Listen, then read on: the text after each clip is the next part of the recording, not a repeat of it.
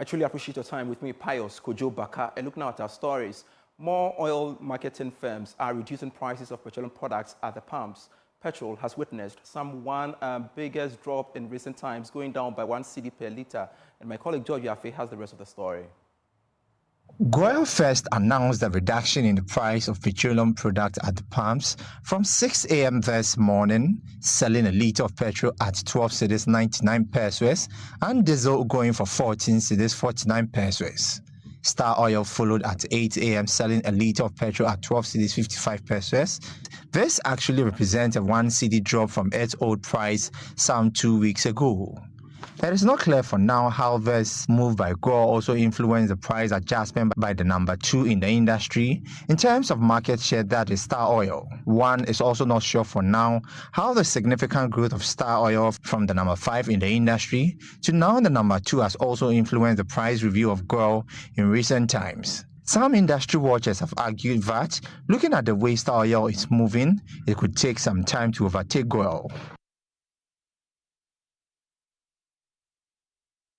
Meanwhile, the price war between GOIL and Star Oil has intensified, and GOIL dropped its prices this morning at 6 a.m. at the pumps, and Star Oil followed with some significant drop at the pumps as well around 8 a.m. today. And we want to explore this. Let's get onto Zoom and speak to the communications manager at the National Petroleum Authority, Mohammed Abdul Kudus. Thanks so much, Mohammed, and good to see you.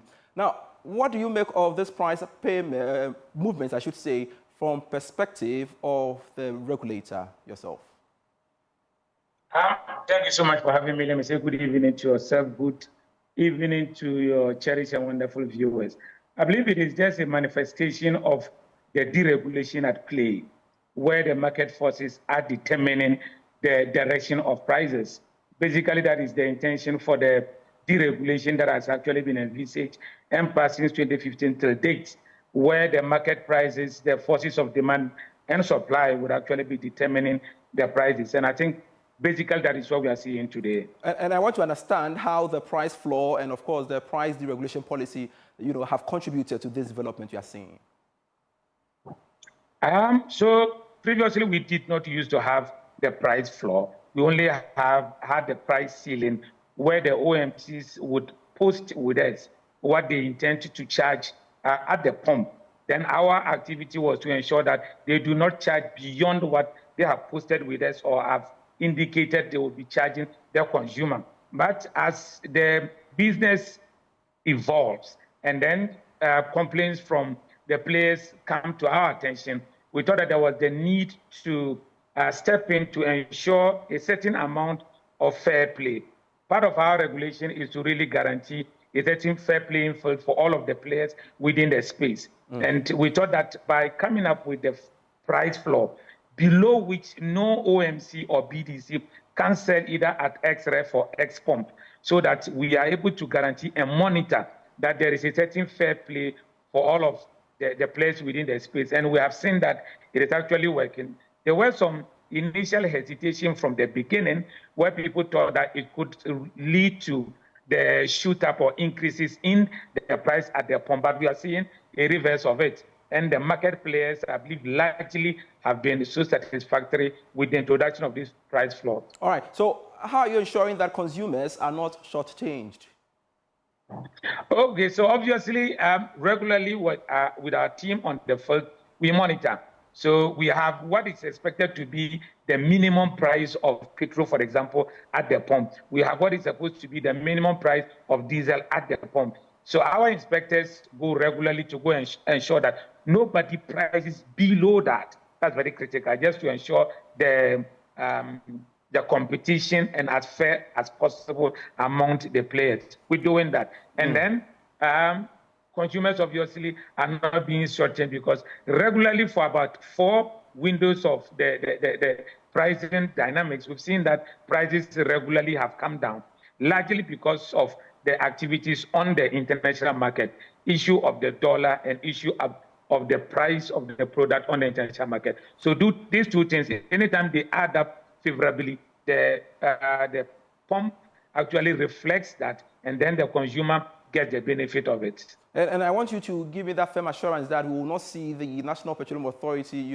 place any increase in margin or levy in the coming days. We are just a regulator supposed to work with what is actually brought to us. A lot of the taxes, levies, and margins are not necessarily determined by us. And so as and when the determination is made, and we are supposed to ensure implementation, it is only proper and fair that we do as is expected of us. Right. But it is not for me to now to make a promise when we do not have absolute control on the determinations of these variables that adds to either the increases or reduction in prices. All right, that's fair. That's fair. But as we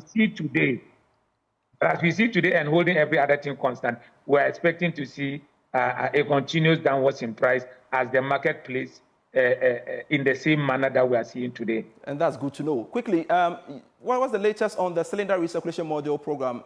We know that the parties have entrenched positions. What's the latest on that? It is ongoing. It has rolled out. It is actually in the market out there. And some of the marketers have started advertising their own products. I think just this morning on one of the radio stations, I heard one of the marketers advertising where consumers could go and find cylinders to exchange for their empty cylinders. So it is actually on the rollout, and very soon it would be at the very corner of any consumer across the length and breadth of this particular country of ours. So I would say without hesitation that it is out there, it is working, and then very soon it would get to the closest consumer. As and when anybody has a certain issue that needs our attention, it can then be brought to us and we'll speak to it. But as of now, there's nothing actually on the table so disturbing within and among the players. That's fine. Thank you so much, Abdul Kudus. We truly appreciate your time here on Business Live speaking to us. And we want to move away from that and touch on this big story. We are following up data published by the Bank of Ghana in its annual fraud report has revealed that the losses from fraud cases in the financial sector increased by 7% in 2023. The cases corresponded to a total loss value of approximately 88 million cedis in 2023 as compared to 82 million cedis in 2022. More in this report. From the three subsectors, which include banks, specialized deposit-taking institutions, and payment service providers, the report indicated that overall, the count of fraud cases increased to 15,865 in 2023 from 15,164 in 2022. This represents a 5% rise in the count of fraud cases recorded. According to the report, an analysis of the 2023 data showed that fraud heightened in withdrawals from victims' accounts, cyber or email fraud, and cash theft. Another area of concern is SIM swap-related fraud, where SIM numbers linked to banking accounts were fraudulently taken over and money subsequently withdrawn from the accounts. The report explained that this form of fraud targets individuals who have banking applications on their mobile phones and have linked their bank accounts to mobile money wallets. Whilst attempted fraud cases in the banking and SDI sectors declined sharply by 59% in 2023 compared to 2022, the total loss value associated with these cases stood at approximately 72 million cedis, a 29% increase over the 2022 figure of 56 million recorded. Analyze this further. Joining us via Zoom is a senior finance lecturer at the University of Ghana Business School, Dr. Benjamin Amoa. Thanks so much, Dr. Amoa, for joining us on Business Live. Loss of money through fraud cases in the financial sector increased by 5% in 2023. Are you surprised? From the three subsectors, which include banks, specialized deposit-taking institutions, and payment. Unfortunately, I'm not surprised in the sense that the bank is where the money is. And so long as the money is kept in the banks will be constantly be attacked by fraudsters in their attempt to get what is not rightfully due them, but then to take advantage of possibly the weakness that a bank may be exposed to also get some of the so-called money that exists in the bank. So long as banks are dealing with cash, and that is where the money is, one should expect that there will be always fraudulent attacks on the banks. The issue is more of if it is increasing and if the values of loss are increasing, then it becomes worrying. But for the incidence of fraud, it will always happen in the deposit-taking financial institutions sector. And how does this figure, translate into confidence in the banking sector? Do you think it has the potential to do that? Yes, definitely. If you are an industry player, even if you are a client of a bank, when you hear of incidents like this and you hear of increasing trends in fraud, no matter how even small it is, you have to be worried. Don't forget, we have gone through a banking sector cleanup. We have gone through a domestic debt exchange program where financial services clients have suffered directly or indirectly as a result of some actions that have resulted in losses. And so if you are a bank client and you hear definitely that banks are recording fraudulent attacks, successful fraudulent attacks, you have to be worried. And so if the trend should continue, definitely it will have some negative impact on the confidence that we all have in the financial service sector. I want to have a financial service sector that is watertight when it comes to fraudulent activities. I don't want to go into a bank and be looking over my shoulder, cross-checking, just because I want to be double sure that something has not gone wrong. We want to have that peace and want to have assurance as far as our banks are concerned. And so everybody must be worried, and it will indeed affect confidence. All right, so we've got to eliminate that bit out. So looking at the report, which specific areas within the sector do you think that needs more attention? It cuts across. So for the banks, you would like to tell the banks that they should be very tight when it comes to their internal control system. They should make sure that they have system in place that will work on the controls that the banks have. It is when the controls are weak that the fraudsters will take advantage of the loopholes. You also want to talk to the client who go to the bank for banking services. They also have a responsibility to make sure that when they are getting the services, be it direct or indirect, in terms of the electronic channels, they are also careful. They don't just negligently contribute to some of these frauds that take place. You have to talk about the employees of the bank. They also have a responsibility to make sure that they keep their eyes on the ground and to do the right thing. Now, we should also not forget that there is a macro aspect of this fraud. If corruption in the generality of the populace is high, what it means is that we are interested in money, quick money. We don't care where the money is coming from. We glorify money and we celebrate money. If we have a system like that, the whole system is open to individuals who try to do things just quick, irrespective of how genuine or not genuine. And that can also contribute to these fraudulent attacks in the banking sector. So we also have to deal with corruption at the macro level in as much as the banks also have a responsibility. Of course, the central bank will also have to expose the bank to modern trends in the fraud and insist that the banks have system in place that can fight these frauds. All right, thank you so much, Dr. Benjamin Amoa. Thanks so much indeed for joining us on Business Live. You're still watching Business Live. We are back with more. Please stay. Hello again to one of our headline stories. The Ghana Mine Workers Union is mounting pressure on the Ministry of Lands and Natural Resources to terminate the license of Future Global Resources following its inability to comply with the 120 days timeline to revamp the BoG mine. According to the mine workers, Future Global Resources has failed to transform the mine, hence the need to withdraw the mining license to allow other prospective investors to take over the mine for the greater good of all stakeholders. And joining me in studio is the General Secretary of the Ghana Mine Workers Union, Abdul Moment Bana, for some conversation on this matter, which has been on the table for quite some time now. Thanks so much, Abdul, for joining me on Business Live. And quickly, I want you to give me a history about this whole issue between the management of Global Future Resources and, of course, the Prestea mine. Well, thank you very much for having me.